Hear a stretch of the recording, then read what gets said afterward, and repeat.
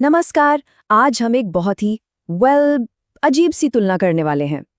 एक बेहद चार्मिंग, मजेदार पर्सनैलिटी और एक खतरनाक साइकोपैथ के बीच। सुनने में ये बिल्कुल अलग लगते हैं ना, लेकिन कुछ आदतों में इतनी समानताएं हैं कि आप हैरान रह जाएंगे। तो चलिए इस पहेली को सुलझाते हैं और देखते हैं कि इन दोनों के बीच की वो पतली सी लाइन आखिर है कहाँ। तो असल सवाल यही है, कब किसी का चार्म बस मजेदार होता है और कब वही चार्म किसी को कंट्रोल करने का एक हथियार बन जाता है। यही सवाल हमारी आज की पूरी बातचीत की जड़ है। हम देखेंगे कि किसी के इरादे और उसके काम के असर में कितना बड़ा फर्क हो सकता है।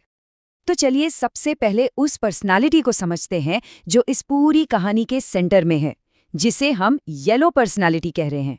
आखिर ये लोग होते कैसे हैं और ऐसा क्या है इनमें जो उन्हें इतना आकर्षक तो बनाता है, पर कभी-कभी दूसरों की नज़र में उन्हें गलत भी ठहरा देता है। येलो पर्सनालिटी वाले लोग मतलब ये वो लोग होते हैं जो किसी भी महफिल की जान होते हैं। एंटरटेनमेंट तो जैसे इनके खून में होता है। और हाँ, उन्हें लोगों का ध्यान और तारीफें बहुत पसंद होती हैं। उनकी एक खास आदत होती है, कहानियों को और मजेदार बनाने के लिए उन्हें थोड़ा बढ़ा चढ़ाकर बताना। लेकिन ये समझना बहुत जरूरी है कि ये सब वो लोगों से जुड़ने के लिए करते हैं, किसी को धोखा देने के इरादे से नहीं। ये कहावत ये येलो पर्सनैलिटी के सोचने के तरीके को एकदम साफ कर देती है। उनके लिए कहानी में थोड़ा रंग भरना उसे बेहतर बनाने का एक तरीका है, ताकि सुनने वाले को मजा आए। ये कोई धोखा देने वाला झूठ नहीं, बल्कि कहानी को यादगार बनाने की एक कला है उनकी नज़र में। और बस यहीं से मुश्किल शुरू होती है। भले ही इरादा नेक हो, पर लगातार सेंटर ऑफ अटेंशन बने रहना और बातों को बढ़ा चढ़ा कर बोलना दूसरों को थका सकता है।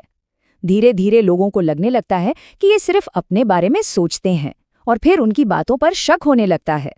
और बस यहीं से भरोसा टूटना शुरू हो जाता है। तो अब आते हैं हम अपनी बातचीत के सबसे अहम हिस्से पर।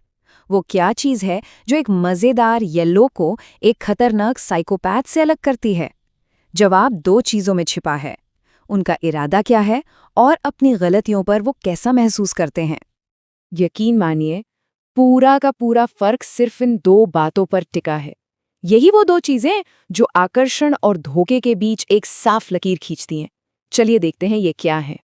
तो सबसे ज़रूरी बात यह है, येलो पर्सनालिटी का इरादा हमेशा दूसरों से जुड़ना और उनका मनोरंजन करना होता है। अगर वो कभी किसी को दुख पहुंचाते हैं तो उन्हें सच में दिल से बुरा लगता है, पछतावा होता है। और दूसरी तरफ एक साइकोपैथ सिर्फ अपने मजे के लिए दूसरों को मैनिपुलेट करता है। उन्हें अपने किए पर कोई पछतावा या अफसोस नहीं होता, जरा भी नहीं। यही सबसे बड़ा और सबसे खतरनाक फर्क है। तो मन का ये फर्क, ये असल जिंदगी में कैसे नजर आता है, खासकर जब हालात मुश्किल हों। अब हम देखेंगे कि दबाव में, प्रेशर में, इन दोनों के बर्ताव में जमीन आसमान का फर्क कैसे दिखता है। कहते हैं ना, किसी का असली रंग देखना हो तो उसे प्रेशर में देखो। जब कोई मुश्किल में होता है तभी उसकी असली भावनाएं और हिम्मत सामने आती है। इससे हमें किसी के असली कैरेक्टर की एक झलक मिल जाती है। अब देखिए, इस स्लाइड में जो बात है वो सच में बड़ी दिलचस्प है और थोड़ी डरावनी भी। कैसे एक साइकोपैथ की भावनाओं की कमी को गलती से काबिलियत मान लिया जाता है।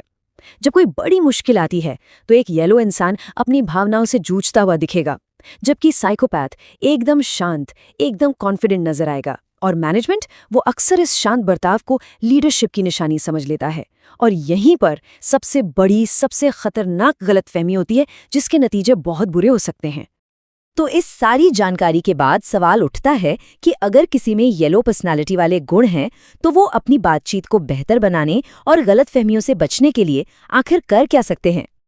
यहाँ सबसे ज़रूरी बात यह है कि मकसद खुद को बदलना बिल्कुल नहीं है। येलो पर्सनालिटी की एनर्जी और क्रिएटिविटी कमाल के गुण हैं। असली चैलेंज ये समझने में है कि दूसरे हमारे बर्ताव को कैसे देख रहे हैं और फिर उस समझ का इस्तेमाल करके अपने रिश्तों को और भी मजबूत कैसे बनाया जाए। इसके लिए दो बहुत आसान से कदम हैं। पहला, इस बात का ध्यान रखें कि आपकी जो हाई एनर्जी है और लगातार बात करने की आदत है वो शायद दूसरों को थका सकती है।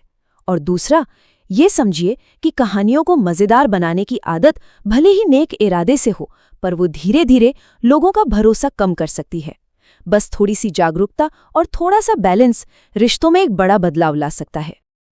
और ये सब हमें एक आखिरी और बहुत ज़रूरी सवाल पर लाकर खड़ा कर देता है। हमारी दुनिया में आत्मविश्वास को, शांत दिखने वाले बर्ताव को अक्सर कामयाबी की निशानी माना जाता है। ऐसे में हम सच्ची काबिलियत और खतरनाक धोखे के बीच का फर्क पहचानना कैसे सीखें? ये एक ऐसा सवाल है जिसका जवाब हम सभी को अपने आसपास की दुनिया में खोजना होगा। इसी सोच के साथ आज की ये बातचीत यहीं खत्म करते हैं।